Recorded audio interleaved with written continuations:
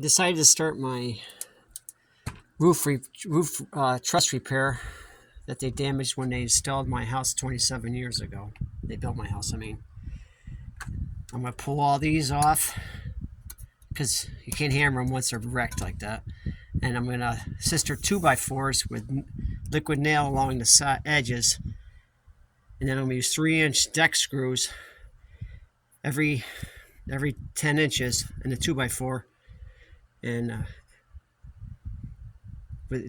sister the joists on both sides. I'm going to cut all the nails off along this ridge, make sure all the nails are off before I try it. I got a few on there. The center 2x4 will be at this joint,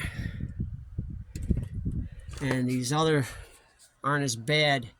Other joist trusses aren't as bad, but the only bad part is I got to get it done before winter sets in, because I just discovered it. Because this winter we're predicting a bad winter. I have a fan in plywood set up, and I got a vibrator saw to cut the nails off.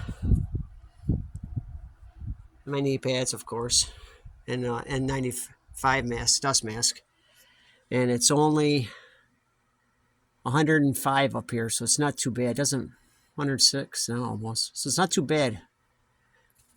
With the fan blowing, it doesn't feel too bad. I'll just make sure I take lots of breaks. This is video 1.